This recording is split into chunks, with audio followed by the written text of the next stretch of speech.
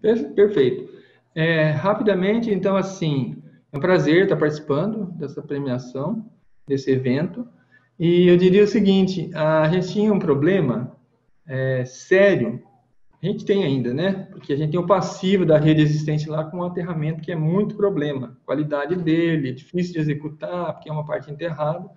Aí surgiu uma ideia da gente fazer, através de uma parceria com a engenharia da CPFL, com a inovação tecnológica Rafael Bento, com a consultoria Márcio Ferreira, com o participante lá o Levi e uma construtora de postes que possibilitou a gente fazer uma proposta e pode ir para a próxima. Gerarmos uma proposta de um P&D para mapear aí uma sequência da nossa apresentação. Eu peço para ir mais uma. Para mapear essa questão, esse problema com aterramento nas redes de distribuição e proporcionar um estudo, que era através do P&D primeiro, que foi o cabeça de série.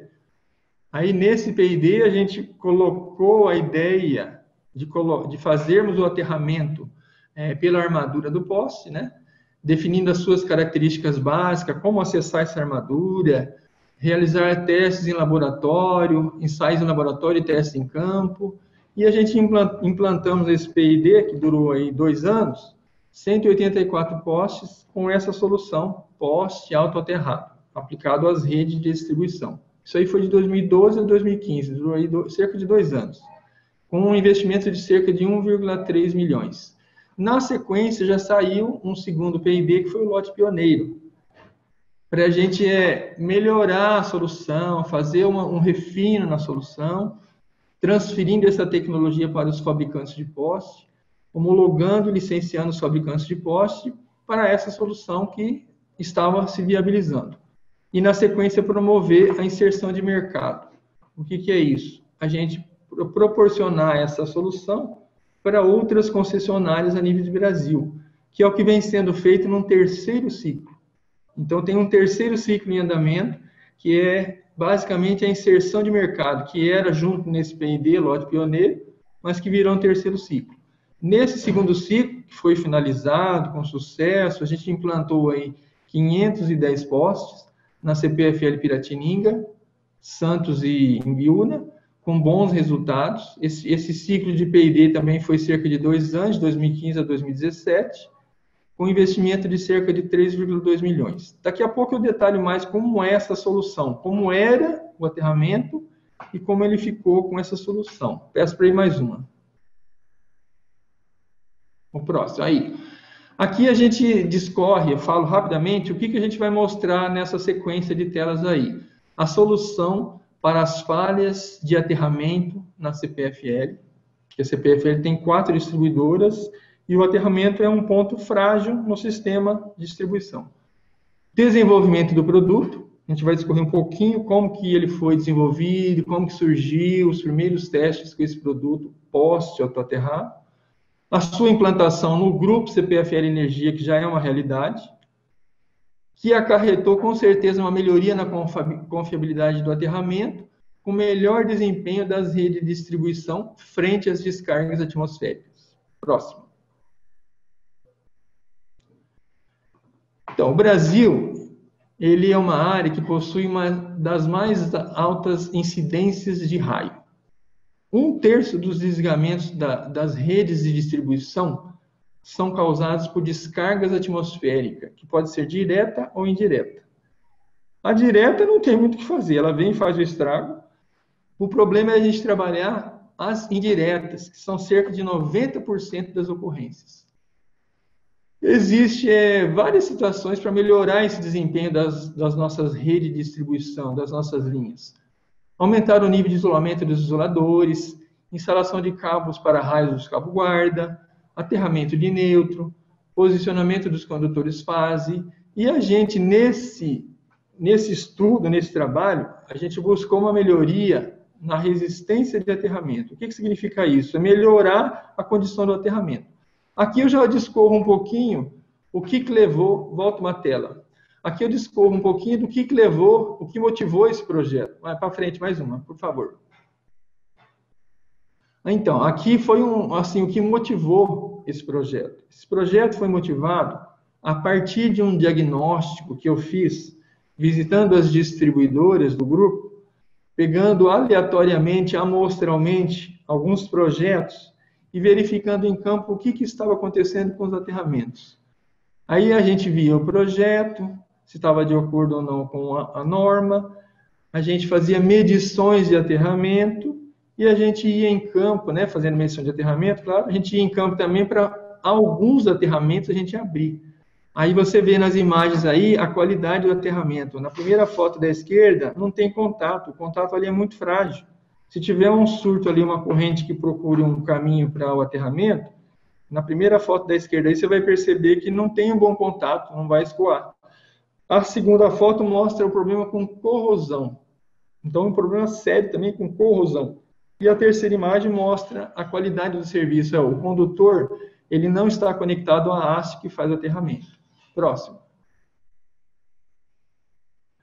Nesse laudo, nesses relatórios, nessas auditorias que a gente realizou, que durou aí cerca de 6 meses, 8 meses, isso já tem um bom tempo, isso foi cerca já de 8 anos atrás, a gente percebeu que os laudos de aterramento, com as medições de aterramento, nas obras, nos processos, eles nem tinham histórico. Você vê, a barrinha azul é a informação que tinha que ter no laudo, ou que tinha no laudo.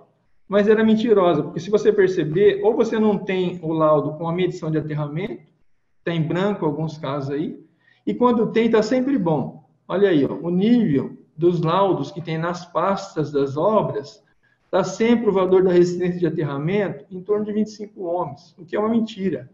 E nessa auditoria, a gente fazendo as medições, a gente vê o vermelhinho, as barrinhas em vermelho, é a realidade. Então, mostra que tem mostrava que tinha uma incompatibilidade na informação das resistências de aterramento nas pastas das obras. Próximo. Aqui já mostra um pouquinho da solução com o poste autoaterrado.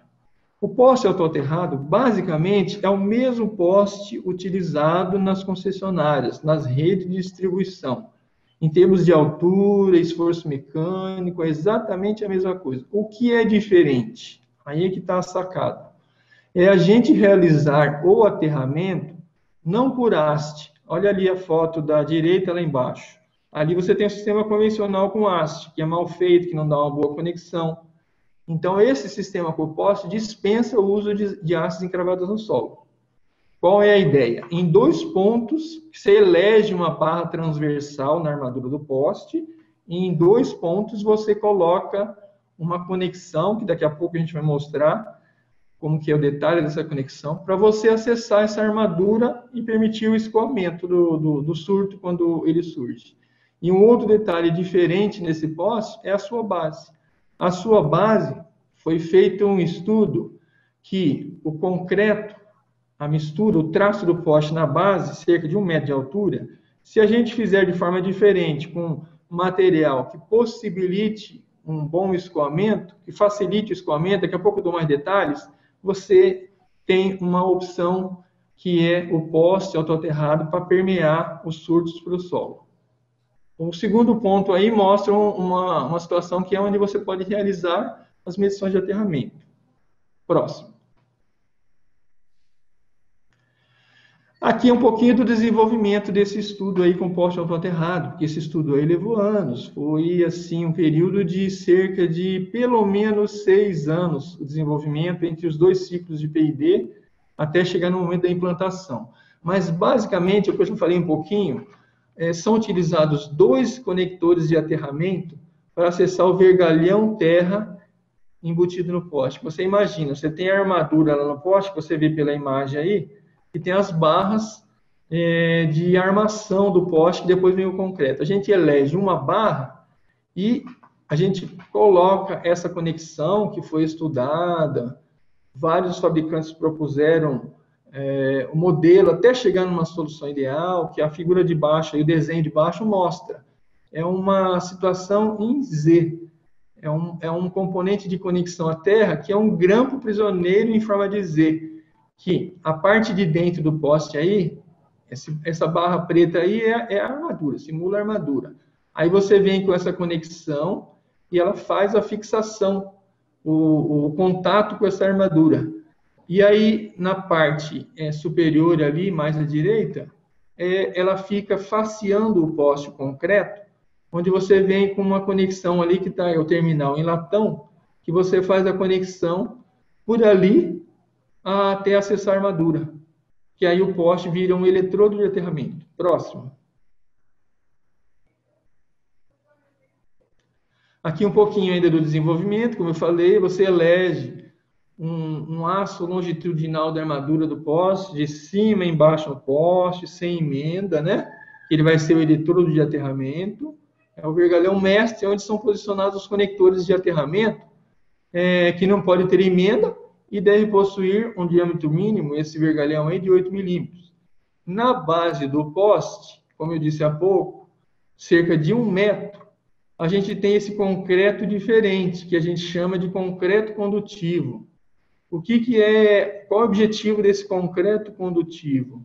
É a gente facilitar, quando vem o surto, percorrendo a armadura aí, o corpo do poste, que agora vira um eletrodo, chegou lá embaixo, a gente tinha um desafio de possibilitar o escoamento desse surto para terra com facilidade.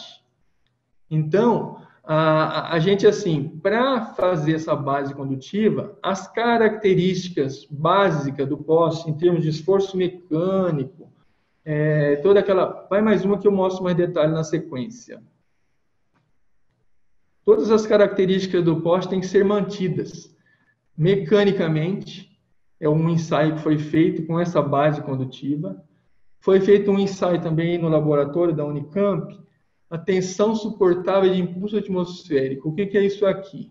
Essa foto da direita aí na parte superior é um poste dentro do laboratório de alta tensão da Unicamp, onde a gente fez uma simulação com um gerador conectado na cabeça do poste, lá naquele ponto de conexão superior, simulando um surto de tensão, a onda do surto de tensão, percorrendo o poste, e lá embaixo tem uma fita que faz, e essa fita é na parte da base condutiva, e essa fita faz um contato com o elemento terra. Então, esse foi um dos ensaios muito importantes realizados na Unicamp, com sucesso. Eu vou dar mais um pouquinho de detalhes na sequência, se houver tempo. Mais outros ensaios foram feitos, que é com o concreto condutivo, a resistividade aparente. O que é isso? Aquela parte da base do poste que tem um traço diferente, ele tem que permitir o escoamento do surto com facilidade, não perdendo as características mecânicas e outras características básicas do poste. Para isso, essa base condutiva foi feito amostras e realizado ensaios de penetração de cloretos, íons cloreto, carbonatação, resistência à compressão, tudo para característica básica do poste não se perder, se manter com essa base condutiva. E ensaios de conexão. A gente realizou ensaios de conexão com aquecimento, com circuito, neva salina, corrosão galvânica, torque nos parafusos, nessa conexão com a armadura. E atendeu num nível satisfatório em termos das correntes que permeiam por aí. Próximo. É isso. Aqui eu falo um pouquinho do concreto condutivo, que a gente chama de base condutiva. A gente eliminou alguns agregados na constituição do traço básico do poste, tipo brita, areia, alguns componentes que deixam a resistividade alta, buscando o objetivo de ter nesse traço do poste, 1 metro lá na sua base, uma facilidade de permear o surto para o terra. Utilizamos carvão coke, que na mistura lá no agregado poste, no componente desse traço do poste embaixo, deu muito bom resultado. Então, aí foi feito ensaios de resistência à penetração de cloretos, repetindo, ensaios de íons cloreto, ensaio de carbonatação acelerada, ensaio de resistência à compressão. Tudo isso aqui, a base condutiva, que é um traço diferente do poste, do resto do poste, teve que atender todas essas características para não termos problema com esse poste, com essa solução, com essa base diferenciada. Próximo. Mais um. Aqui a gente dá o detalhe das medições que a gente realizou. Pensa tipo assim, o poste traço normal, que é a maior parte do corpo do poste, tem uma resistividade, que é ilustrado nesse gráfico aí, a parte de cima, ó, concreto convencional. Então, você tem ao longo de 28 dias o comportamento da resistividade do poste em ohms metro. Então, você vê que, basicamente, ó, ele é bem superior a essa base que facilita o escoamento, que é o concreto condutivo, que é o nosso objetivo de facilitar o escoamento num surto pelo poste. Então, enquanto a parte de cima tem uma resistividade média de 147 ohms metro, a parte de baixo do poste, lá que a gente chama de base condutiva, deu uma resistividade média de 18 ohms metro, que é tudo que a gente precisava para facilitarmos o escoamento, sem perdermos as características mecânicas do poste, a parte de corrosão, infiltração de oxigênio, de que compromete o poste, tudo isso foi feito com essa base condutiva e passou e tem relatórios que atestam o resultado satisfatório. Próximo. Aqui a gente mostra um pouquinho os ensaios realizados na Unicamp. Então, você imagina o poste numa bancada dentro do laboratório de alta tensão. Rapidamente, que eu já comentei, esse esqueleto aí, esse esquemático aí, mostra a solução do poste, que tem basicamente 2 pontos de conexão, um em cima e um embaixo. E você tem a possibilidade, então, nesse ensaio, a gente realizou uma conexão ali na parte superior, um cabo que vinha do gerador, que gerou pulsos desde 20 e 30 kV, chegando até da ordem de 60 kV, polaridade positiva e negativa, simulando a forma de onda de uma descarga atmosférica. E aí lá embaixo, aquela barrinha vermelha lá simboliza a fita, que tem um contato com o aterramento lá do laboratório. Próximo. Aqui a gente mostra que onde não tínhamos a base condutiva, se você faz a simulação desse surto de tensão permeando o poste até a sua base, com caminho para o terra lá do laboratório, você vê que se não tem a base condutiva, esse marco em amarelo aí mostra que o poste teve problema. Trincou, fissurou, deu problema com o poste, acima de 20 kV. Então, na região do concreto condutivo, esses danos não ocorrem. O poste ficou preservado. Isso tudo está testado em relatórios pelo Laboratório de Alta Tensão da Unicamp. Próximo.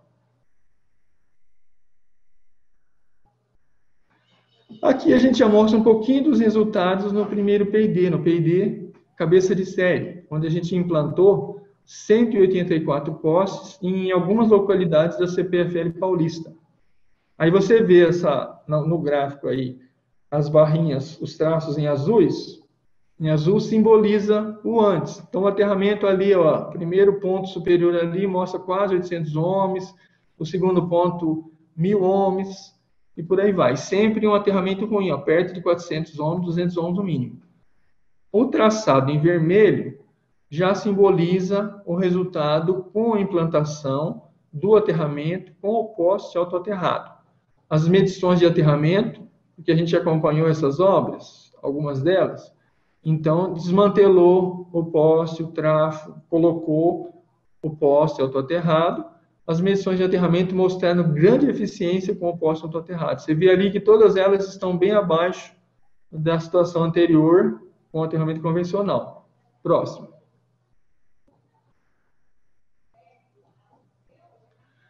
Aqui já mostra um pouquinho do estágio que nós estamos. Já estamos aí para finalizar a apresentação. A gente mostra o estágio em que a CPFL Energia se encontra. A CPFL Energia já padronizou essa solução de aterramento com o poste autoaterrado nas 4 distribuidoras do grupo CPFL Energia. Essa implantação se iniciou em novembro de 2017 com a RGE, que é uma empresa do grupo lá no Rio Grande do Sul. E na sequência, no ano seguinte, 2019, a gente implantou nas 3 distribuidoras do estado de São Paulo. A patente do poste autoaterrado está em poder da CPFL Serviços, uma empresa do grupo. teve umas discussões aqui, alguém estava com uma proposta lá no INPE, e aí deu uma discussão, advogados especializados em patente. Resumindo, a gente conseguiu que essa patente ficasse com a CPFL Energia, numa das suas empresas, que é a CPFL Serviços. Então, nesse período, a gente fez uma homologação, qualificação de vários fabricantes para essa solução com esse poste, e já estão fornecendo para as 4 distribuidoras da CPFL Energia. Esses fabricantes, 5 estão no estado de São Paulo, 2 em Santa Catarina e 2 no Rio Grande do Sul. Como eu disse, implantamos na RGE, que foi a pioneira, um contrato de 85 mil postes, que já fechou esse período, já renovou um outro contrato, com agora participando a S-Sul, que agora era a RGE Sul e está no grupo CPFL, que agora lá no Sul é tudo RGE. Então, tem um novo contrato para as concessões do Rio Grande do Sul, com 385 mil postes autoterrados por um período de 5 anos. E a implantação nas distribuidoras de São Paulo tem um contrato aí vigorando, que está para vencer, com 190 mil postes. Já estamos na fase de prospecção para fornecedores, para ir cerca de 570 mil postes para as distribuidoras de São Paulo. Esse contrato aí está em prospecção fornecedor, para esse quantitativo aí, para um contrato para se fechar começo do ano que vem. E essa tecnologia está disponível para o setor nacional através de contratos de licenciamento com fabricantes. Então, como eu disse, tem um terceiro ciclo desse P&D que a CPFL, via esse contrato com a ANEEL, está possibilitando oferecer essa solução para outras concessionárias a nível de Brasil. Já realizamos visita em várias concessionárias no Norte, Nordeste, no Sul, e a coisa ainda está em andamento. Próximo, para fechar. Aqui a gente diz o seguinte: a utilização da armadura dos postes de redistribuição, utilizado como solução para aterramento, via o poste autoterrado, se apresenta como uma alternativa eficiente e barata em relação àquela solução anterior, que você utilizava hastes cravando no solo, com todo aquele problema de controle de qualidade, de aterramento eficiente, problema de corrosão. E o que essa solução proporciona? Maior segurança do eletricista. Porque o eletricista, estando trabalhando na estrutura do poste, de alto a baixo, ele tem uma equipotencialização. Ele não vai ter um risco de uma diferença de potencial, do ponto que ele está precisando para o poste. A gente possibilita uma redução da queima de transformadores por descargas atmosféricas. Isso é fato. Garantia da performance do sistema de aterramento ao longo de sua vida útil. Maior durabilidade do aterramento. Porque você imagina, a haste lá enterrada, com o condutor que chega nela, é mal feita a conexão, você perde o aterramento. Ou a corrosão ataca, corrói o cabo, porque ali a gente tem, na maior parte dos nossos aterramentos convencional, tínhamos a utilização do aço zincado, que ele corrói, ele acaba se rompendo. Como eu ilustrei na foto lá, ele prestes a se romper. Uma outra vantagem é a maior confiabilidade das instalações elétricas, com certeza. Menor resistência de aterramento, como ilustramos lá atrás. Redução de custos operacionais, com certeza, apesar de utilizarmos o poste como eletrodo de aterramento, se a gente comparar os custos do aterramento convencional com esse aterramento via o poste, sai mais em conta. Redução de custos operacionais, até porque uma mão de obra é mais barata. Facilidade de instalação e execução do aterramento. Facilidade de medição da resistência. Eliminação de furtos de condutores de aterramento. Tínhamos um problema sério, que é o condutor que desce pelo poste, por fora do poste. Em situações a gente ainda tinha muito em cobre. Furto. Aí você fica sem o aterramento. É isso, eu agradeço a participação e estou aberto a se tiver algum questionamento, alguma pergunta. Mais uma vez eu agradeço, estou à disposição.